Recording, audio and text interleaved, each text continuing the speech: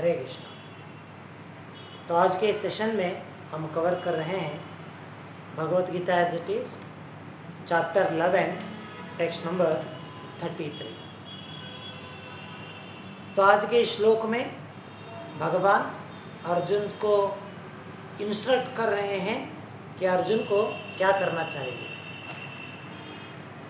जैसे भगवत गीता के प्रारंभ में सेकेंड चैप्टर में अर्जुन ने एक श्लोक में कहा था, अलग अलग प्रकार के ओपिनियन देने के बाद, अलग अलग रीजनिंग देने के बाद कि क्यों अर्जुन युद्ध नहीं करना चाहिए, युद्ध करने से क्यों उन्हें पीछे हटना चाहिए, ये सब कुछ कहने के बाद अर्जुन ने युद्ध नहीं करूँगा सोच के वो बैठ गए थे।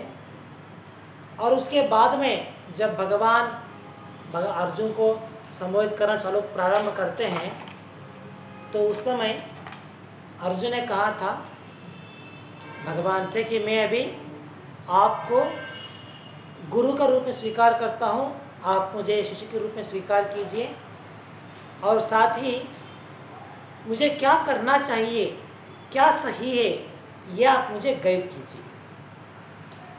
तो हम देखते हैं सेकेंड चैप्टर में अर्जुन ने इस प्रकार से पूछा था प्रश्न, भगवान से विनती किया था कि आप मुझे शिष्य के रूप में स्वीकार कीजिए और मुझे क्या करना है यह आप मुझे गाइड कीजिए। तो यहाँ पे हम देख सकते हैं इन दोनों श्लोकों में टेक्स्ट नंबर 32 एंड 33। तो यहाँ पे अर्जुन की उस विनती के लिए भगवान का डायरेक्ट आंसर यहाँ पे मिल रहा है। अर्जुन युद्ध करने के लिए विचार कर रहे थे कि क्या मुझे युद्ध करना है या नहीं करना है। तो इस प्रकार से अर्जुन का विचार था, इसलिए उन्होंने भगवान से पूछा था कि आप मुझे गाइड कीजिए कि मुझे क्या सही है, क्या करना है। तो भगवान उसके लिए आंसर यहाँ पे इस श्लोक में दे रहे हैं। तो आज के श्लोक में भगवान कहते हैं, तस्मात् त्वम् उत्तिष्ठ यशो लभस्व। तस्मात्, देयरफॉर। तो भगवान ये श्लोक प्रारंभ कर रहे हैं इस शब्द से, तस्मात्, देयरफॉर।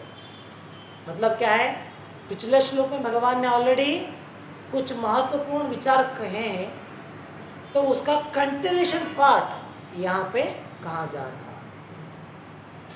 तो पिछले श्लोक में हमने देखा है ऑलरेडी, भगवान ने कहा था कि भगवान काल के स्वरूप में यहाँ पे उपस्थित सभी योद्धाओं को वो नाश करने वाले हैं और इसके साथ पांडव इस युद्ध से विजय होके आएंगे।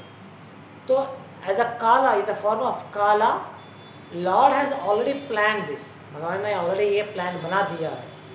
तो इसलिए भगवान अर्जुन क्या कह रहे थे कि पांडवों के अलावा बाकी सभी लोग इस युद्ध में मारे जाएंगे। तो ये कहने के बाद इस वाक्य का कंटिन्यूएशन आज के श्लोक में भगवान कह रहे हैं और कहते हैं, तस्मात् त्वम् उत्तिष्ठ। भगवान ऐसे कहते हैं, देयरफॉर, इसीलिए अर्जुना को क्या करना चाहिए, उत्तिष्ठ। उत्तिष्ठ मतलब get up and what you should do, fight, जित्वा शत्रुम। तो therefore Arjuna, get up and prepare to fight. उठो और उठ के युद्ध में भाग लो। तो जो अर्जुन ने प्रश्न पूछा था सेकेंड चैप्टर में, उसके लिए डायरेक्ट आंसर आज के इस श्लोक में हमें मिल रहा है। तो जब भगवान कहते हैं अर्जुन को कि अर्जुन, तुम्हें इस युद्ध में भाग लेना है और युद्ध में शत्रुओं का नाश करके विजय प्राप्त करना है। तो जब भगवान ये कह रहे हैं, यहाँ पे एक इम्पोर्टेंट पॉइंट, एक इम्पोर्टेंट शब्द भगवान यूज कर रहे हैं। वो क्या है, भगवान कहते हैं, निमित्त मात्रम भव सव्यसाची। निमित्त मात्र, निमित्त मात्र का मतलब क्या है, अनुवाद हम जैसे देख सकते हैं, प्रभुपाद कहते हैं instrument in the fight, just be an instrument. इसके लिए प्रभुपाद एक जगह पे कहते हैं just for the sake of fighting you should fight. कहते हैं जैसे फॉर नेम सेक, सिर्फ नाम के वास्ते फाइट करना है। पिछले अध्याय में, पिछले श्लोक में ही भगवान ने कह दिया ऑलरेडी कि सभी लोग मारे जाने वाले हैं और सिर्फ 5 पांडव बचने वाले हैं। तो ये ऑलरेडी प्लान हो गया है। ये प्लान किसने बनाया है? स्वयं भगवान ने प्लान बनाया, सुप्रीम लॉर्ड, उन्होंने ये प्लान बना दिया है। तो ये प्लान तो ऑलरेडी बन गया है, फिर भी अर्जुन को युद्ध करना पड़ेगा। क्यों? जस्ट फॉर द नेम सेक, सिर्फ नाम के वास्ते अर्जुन को युद्ध करना है। रिजल्ट ऑलरेडी है, डिक्लेयर हो गया है। इसे कहते हैं ना मैच फिक्सिंग। मैच फिक्सिंग में क्या होता है? ऑलरेडी फिक्स्ड है कि कौन जीतेगा। फर्स्ट पहला टीम जो है वो कितना स्कोर करेगा, दूसरा टीम कितना स्कोर करेगा, कौन विजय होगा, कौन पराजय होगा, और सब कुछ फिक्स हो गया है। सिर्फ लोगों को दिखाने के लिए, दर्शकों के लिए वहाँ पे दोनों टीम आएंगे, खेलेंगे, वो एग्जिबिट कर रहे हैं। तो ये कहता है मैच फिक्सिंग। तो इसी प्रकार यहाँ पे ये भगवान का मैच फिक्सिंग है। भगवान ने स्वयं यहाँ पे निर्णय कर दिया है कि इस युद्ध का अंत कैसा होगा, युद्ध में क्या होगा और इसका अंत किस प्रकार से होगा, ये ऑलरेडी भगवान ने प्लान कर दिया है। तो भगवान का प्लान के अनुसार पांडवों के अलावा बाकी सभी लोग इस युद्ध में मरने वाले। तो भगवान का प्लान इतना परफेक्ट होता है कि कोई भी उस प्लान में कोई फ्लॉज नहीं ढूंढ सकते, कोई गलती नहीं ढूंढ सकते। ये भगवान की प्लानिंग है, और परफेक्ट प्लान। लेकिन फिर भी अर्जुन को कहा जा रहा है कि तुम्हें युद्ध करना है। क्यों?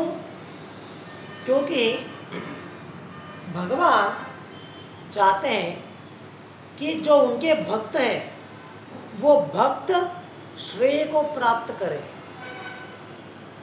Let the fame be my devotees, मेरे जो भक्त है वो फेमस बने, कार्य मेरा हो, लेकिन नाम किसका होना चाहिए? मेरे भक्तों का होना चाहिए। ये भगवान की प्लान है। ये करता सब कुछ वही है, सब कुछ करने वाला तो वो है, लेकिन नाम सिर्फ अपने भक्तों का लगा देते हैं। तो ये भगवान और उनके भक्तों के बीच का एक संबंध है, एक रिलेशन है। जब भगवान चाहते हैं हमेशा कि अपने भक्त फेमस बने, अपने भक्त कार्य करें, उनको वो श्रेय ले। करने वाला सब कुछ भगवान करते हैं, लेकिन नाम भगवान हमेशा अपने भक्तों का इस्तेमाल करना चाहते हैं। इसलिए यहाँ पे भगवान कह रहे हैं यशो लभस्व, यशो यशः फेम, जो फेम इससे मिलेगा आपको इस युद्ध के अंत में, वो फेम आपको मिलना चाहिए। लोग कहना चाहिए कि हाँ अर्जुन ने इतना घनघोर युद्ध किया, अर्जुन ने इतना प्रभाव से युद्ध किया कि उन्होंने पूरा कौरवों को नाश कर दिया और पूरा विजय उन्होंने प्राप्त कर लिया। तो इस प्रकार से फेम किसको मिलना है? अर्जुन को मिलना है। लेकिन एक्चुअली प्लान किसका है? तो प्लान स्वयं भगवान का है। भगवान तो यहाँ तक ये भी कह रहे हैं कि अर्जुन, अगर तुम युद्ध ना करोगे तो फिर भी ये मत सोचो कि ये लोग बचने वाले हैं। तुम युद्ध नहीं करोगे फिर भी ये लोग मरेंगे, ये गारंटीड है। तो इसलिए बेहतर है कि तुम युद्ध करो और उसका नाम अपने लिए लो। उसका जो कीर्ति है वो कीर्ति तुम प्राप्त करो। तो इसीलिए भगवान कहते हैं निमित्त मात्रा भव सद्य साक्षी, just for the name sake you should fight. तो इस श्लोक के द्वारा हमें अपने जीवन में भी बहुत सारे विचारों को समझना चाहिए। जैसे यहाँ पे भगवान का एक प्लान है ऑलरेडी, उस प्लान के अनुसार क्या होना चाहिए, किस प्रकार से होना चाहिए, सब कुछ परफेक्ट प्लान है भगवान का। उस प्लान के अनुसार अर्जुन को एज अ डिवोटी भगवान का प्लान को समझते हुए उस प्लान के अनुसार अर्जुन को क्या करना है वो अर्जुन समझना है और वो उस प्लान के भाग में वो जाए। तो इस प्रकार जब भगवान की जो प्लानिंग है उस प्लानिंग के अनुसार जब अर्जुन अपना कार्य करेंगे तो वो अपनी जीवन का परिपूर्णता प्राप्त कर सकते हैं। Even his life will become perfect. और साथ ही भगवान का प्लान के अनुसार जो होना था वो भी परफेक्टली हो जाएगा। तो इसी प्रकार हर एक डिवोटीज भगवान के प्लान को समझते हुए भगवान के प्लान में हमारा जो योगदान करना है वो उतना ही हमारी इच्छा होती है, वो उतना ही करना हमारी इच्छा होती है। और अगर हम भगवान के प्लान में उनके हाथ में एक इंस्ट्रूमेंट बन जाएंगे और जो भगवान ने अपना प्लान दिया है उसके अनुसार हम पालन करेंगे अपना जीवन, तो even our life will become perfect. Our life will become perfect. तो ये हमें समझना चाहिए। भागवत में हम देखते हैं प्रभुपद कहते हैं that even this world is running as per the plan of the supreme lord. ये जो पूरा संसार संचलित हो रहा है ये कैसे हो रहा है?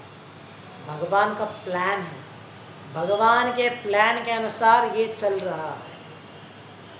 और भगवान का प्लान इतना परफेक्ट है, इतना परफेक्ट प्लान है भगवान का कि कोई भी व्यक्ति अगर देखेगा तो उसे लगता है एवरीथिंग इज हैपनिंग ऑटोमेटिकली, सब कुछ हमें ऑटोमेटिकली चल रहा है लगता है।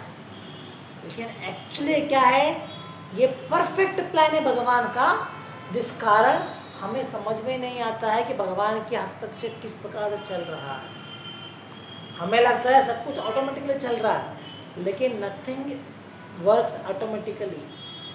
कुछ भी ऑटोमेटिक नहीं चलता है, उसके पीछे कोई दिमाग होना चाहिए वो ऑटोमेटिक चीज़ कराने के लिए। इसे मान लीजिए अगर आपको एक रोबोट दिया जाता है और कहा था कि रोबोट सब कुछ अपने आप करता है, ऑटोमेटिकली करता है, वो कुछ करने की ज़रूरत नहीं है, सब कुछ वही करेगा, तो हमें लगता है कि हाँ ये तो सब कुछ अपने आप कर रहा है, कोई व्यक्ति की सहायता ही नहीं चाहिए इसके लिए।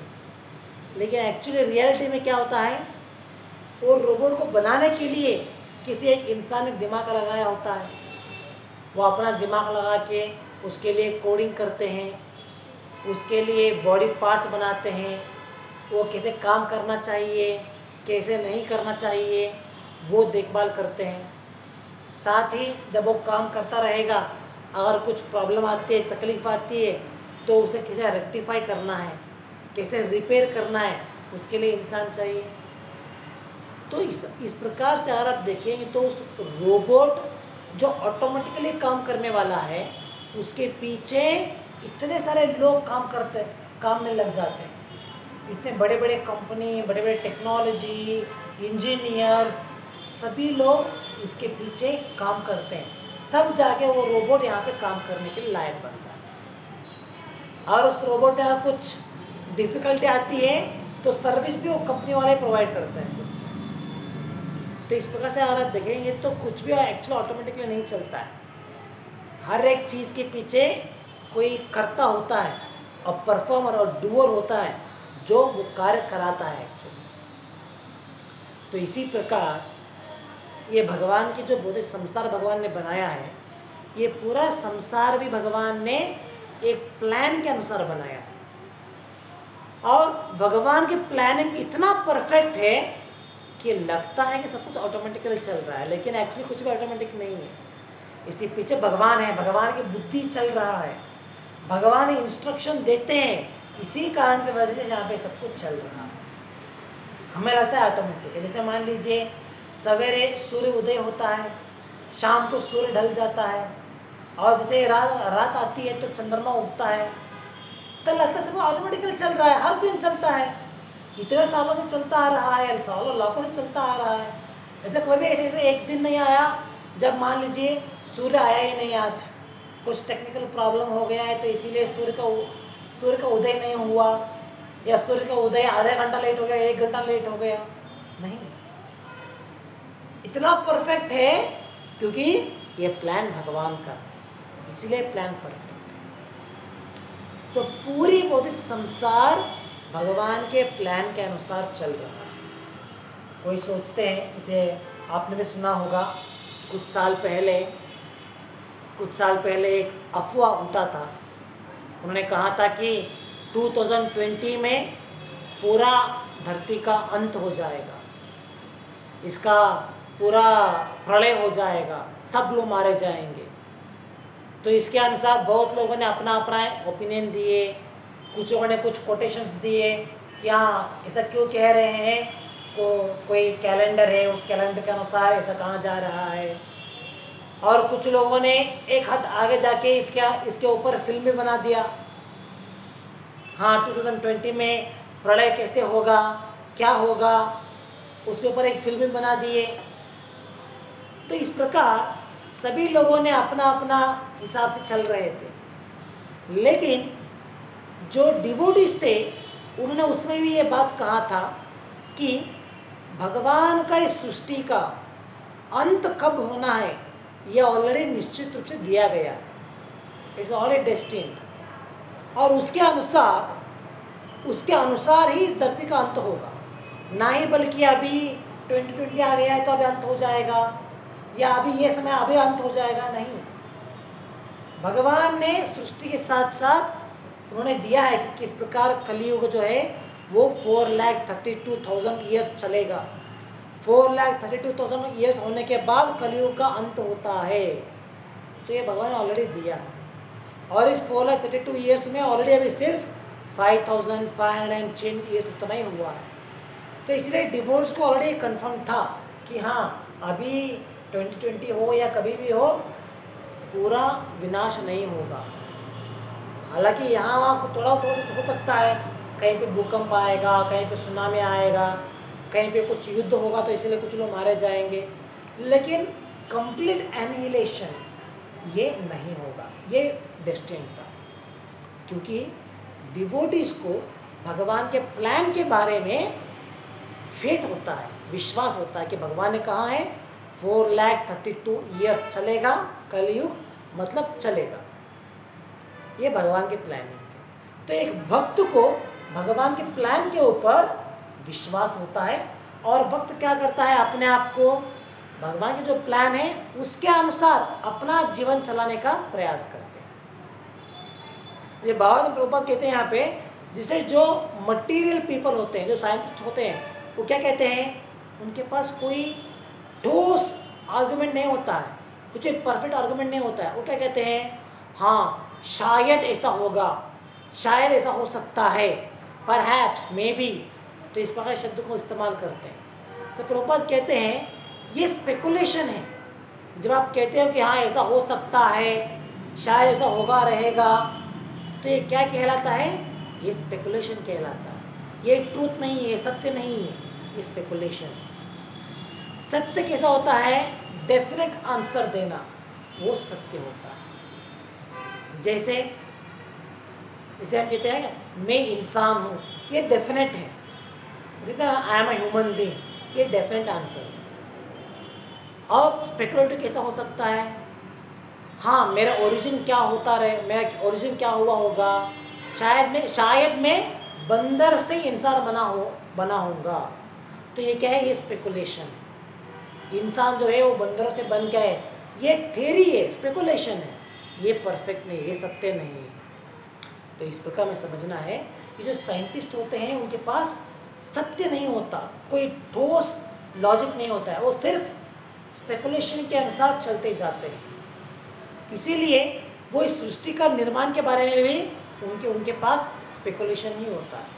वो आज भी आप देख सकते हैं, आज भी इतने सारे विज्ञान, इतने सारे साइंटिस्ट, इतने सारे इंस्टीट्यूट्स लगे हुए हैं ये खोजने के लिए कि ये सृष्टि का निर्माण कैसे हुआ है, धरती का निर्माण कैसे हुआ, मनुष्य का निर्माण कैसे हुआ, इसका कारण क्या है, क्यों निर्माण हुआ, ये खोजने के लिए आज भी इतने सारे साइंटिस्ट, इतने सारे लाखों और करोड़ों रुपए खर्च करके उसमें लगे हुए हैं।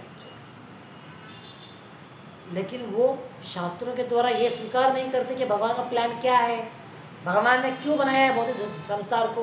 ये नहीं समझते। वो अपने बल के ऊपर, अपने मेंटल स्पेकुलेशन के ऊपर वो खोज करना चाहते हैं, ढूंढ रहे हैं कि संसार को सृष्टि क्यों हुआ, कैसे हुआ, क्या कारण है, किसने बनाया। वो अपनी ढूंढने में लगे।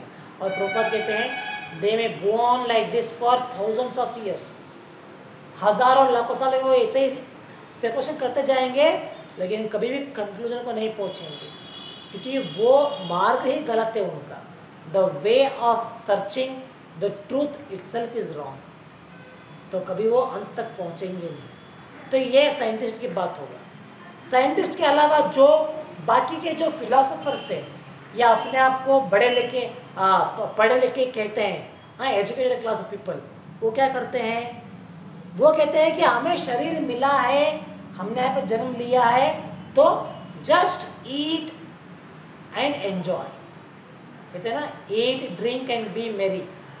तो आराम से खाओ पियो और एंजॉय करो। ये सब सोचने के लिए मत जाओ कि क्या है, भगवान कौन है, मैं कौन हूँ, हमें यहाँ पे जन्म क्यों लिया है, री इनकारनेशन है या नहीं है, मृत्यु के बाद में क्या होगा, ये सब कुछ मत सोचिए। आपका जन्म हुआ है, आपको ये शरीर मिला है, तो अच्छे से खूब से खाओ, अच्छे से पियो, नाचो, एंजॉय करो और अपना लाइफ लीड करो। तो ये मटेरियलिस्ट लोगों का विचार है। तो वो सोचते ही नहीं कि संसार में हम लोग आए क्यों है, भगवान ने सृष्टि क्यों बनाया है, हमें यहाँ पे जन्म क्यों दिया गया है। सबका पीछे प्लान है। ये प्लान क्या है वो सोचने का प्रयास ही नहीं करते। उनका विचार है कि शरीर मिला है तो एंजॉयमेंट करो, जो खाना है वो खाओ, जो पीना है वो पियो, जिस प्रकार से चाहिए उस प्रकार से सेंस एंजॉयमेंट करो और अपना जीवन चलाओ। साथ में कुछ मॉरल्स लगा देते हैं, कुछ मॉरल प्रिंसिपल्स कहते हैं कि हाँ, हमें सत्य ही बोलना है, धोखा नहीं करना है, झूठ नहीं कहना है, चोरी नहीं करना है, लोगों को रेस्पेक्ट करना है। तो इस बात से करते हुए एंजॉय करते जाओ, बस हो गया, अपना जीवन यही है, यही अपना जीवन का परफेक्शन है, ये सोचते हैं। लेकिन नहीं, हमें समझना चाहिए कि जब भगवान ने सृष्टि का रचना किया है तो उसके लिए एक प्लान है भगवान का। क्यों रचना किया भगवान ने, उसके लिए भगवान का एक प्लान है। प्लान कैसा भगवान ने रचना किया है, और एक भक्त क्या करते हैं, भगवान के उस प्लान को समझते हुए उस प्लान के अनुसार अपना जीवन को मोड़ लेते हैं, और अपना जीवन को मोड़ लेते हुए भगवान के प्लान के अनुसार अपना जीवन चलाते हैं, और इस प्रकार से अपनी जीवन का परिपूर्णता प्राप्त कर लेते हैं। तो ये भक्तों का लक्षण है। तो भावार्थ में आप देख सकते हैं, भावार्थ प्रभुपाद कहते हैं what is the plan of the Lord. अगर कोई आपसे पूछेगा कि भगवान ने ये सृष्टि क्यों किया, तो क्या उत्तर देंगे आप? उत्तर इस भावार्थ में दिया गया है। उत्तर ये है कि भगवान ने इस पूरी सृष्टि की रचना किया है क्योंकि कारण ये है कि हम लोग जो जीव इस संसार में हम लोग आते हैं, यहाँ पे आने के बाद हम भगवान के धाम को जाने के लिए जो ट्रेनिंग चाहिए वो ट्रेनिंग यहाँ पे प्राप्त करें। भगवान के धाम में जाने के लिए जो आवश्यकता है, जो ट्रेनिंग है, उसे प्राप्त करने के लिए हमें यहाँ पे मनुष्य शरीर दिया गया है। और इस पूरी संसार का रचना भगवान ने किया है ताकि हम यहाँ पे भगवान के प्रति भक्ति करते हुए डिवोशनल सर्विस को प्रैक्टिस करें, अपने इंद्रियों को कंट्रोल करें, साथ में जो नियम भगवान ने दिए हैं, जो आचार्य ने नियम दिया है, उन नियमों का पालन करते हुए हम डिवोशनल सर्विस प्रैक्टिस करें, और इस बात से प्रैक्टिस करते हुए इस जीवन का परफेक्शन प्राप्त करें। और क्या है perfection? To become a pure devotee. तो जैसे हम प्योर डिवोटी बनेंगे तो that is a perfection of our life, that is a perfection of this creation. इसके बाद में भगवान के धाम में जाएंगे और वहाँ पे भगवान की सेवा में लग जाते हैं। तो ये भगवान का प्लान है, और इस प्लान के अनुसार हमें भी उसमें इन्वॉल्व होना चाहिए।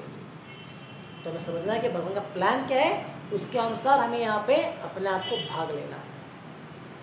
जिसे मटेरियल पीपल कहते हैं ना कि यहाँ पे जस्ट खाना खाना है, पीना है, एंजॉय करना है, ये भगवान का प्लान नहीं है।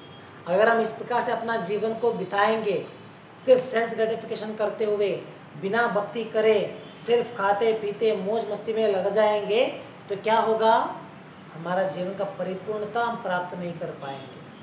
और इस कारण से इस संसार में पुनः पुनः हमें बर्थ लेना पड़ेगा, पुनः पुनः हमें जन्म लेना पड़ेगा, बार बार यहाँ पे आना पड़ेगा। जब तक हम परिपूर्ण को प्राप्त नहीं करेंगे, तब तक अलग अलग शरीरों में, अलग अलग योनियों में हमें जन्म लेता रहना पड़ेगा। There is no end for it.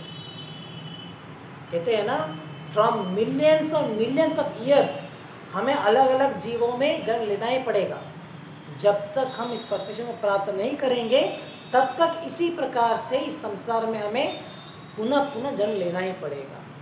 तो इसीलिए हमें भगवान का प्लान को समझना है कि भगवान ने संसार बनाया इसलिए ताकि हम भक्त बन सके, प्योर ड्यूटी बन सके, इसीलिए संसार बनाया गया।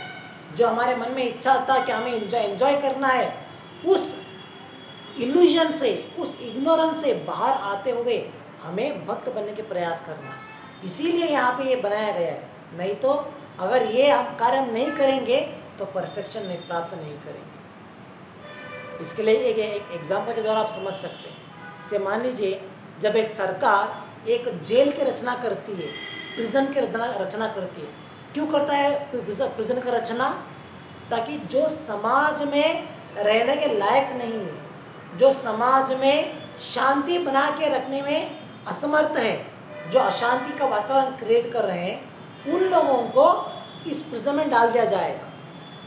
और वहाँ पे डालने के बाद क्या होगा, वहाँ पे उनका ट्रेनिंग चलेगा कि कैसे उन्हें नियम का पालन करना है, कैसे लोगों को रेस्पेक्ट करना है, कैसे दूसरे लोगों से कैसे जीवन बिताना है, ये वहाँ पे ट्रेनिंग चलेगा। ट्रेनिंग के बाद अगर उन्होंने अपना ट्रेनिंग खत्म कर दिया है, उन्होंने अपना सबक सीख लिया है, तो उन्हें रिलीज किया जाएगा, फिर से वापस इस सोसाइटी में डाल दिया जाएगा कि जी के वहाँ पे आप जाओ, फिर से अपना जीवन बिताओ। अगर वहाँ पे वो फिर से गड़बड़ करेंगे, गलती करेंगे, तो फिर से उन्हें जेल में डाल दिया जाएगा। तो जो प्रिजन हाउस बनाया गया है, पर्पस क्या है प्रिजन हाउस का? पर्पस क्या है? ये पर्पस ये नहीं है कि ये फ्री लॉजिंग है, जिसको चाहिए वो वहाँ यहाँ पे आके रह सकते हैं, फ्री में खाना मिलेगा, सोने का जगह मिलेगा, हाँ सब कुछ फ्री में मिल जाएगा।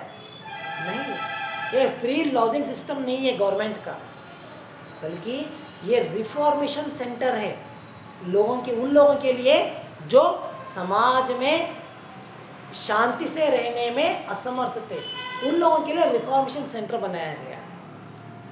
इसी प्रकार यही एग्जाम्पल के अनुसार भौतिक संसार जो है ये एक प्रिजन हाउस है जो भगवान ने बनाया है। और इस प्रिजन हाउस में किसको रखा गया है? हम जैसे लोगों को जो भगवान के धाम में भगवान की भक्ति करने में आशा नहीं रखते थे, भगवान की भक्ति करने के अलावा हम अपना एंजॉयमेंट करना चाहते थे, तो हम लोगों को यहाँ पे डाल दिया गया है। क्यों डाले हैं?